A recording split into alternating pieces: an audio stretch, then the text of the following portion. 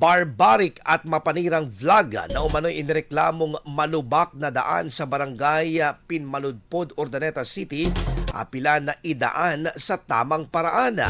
Para sa detalye ng balitang yan, kasama natin na Idol Jam Victorio. 104.7 IFM Report.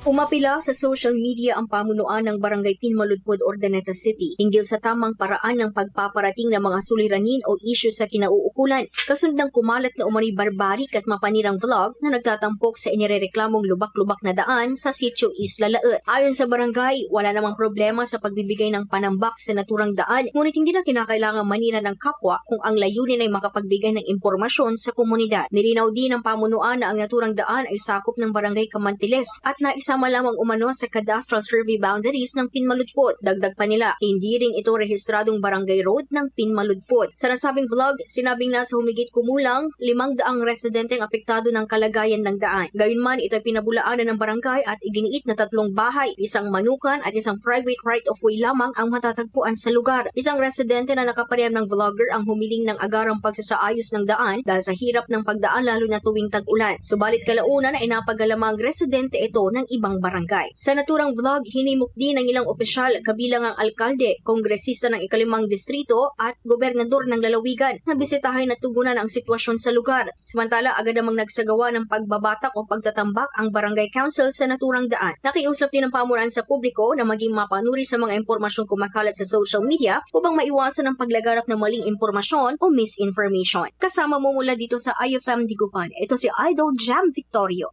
Tatak, IFM. IFM News. IFM News. IFM News.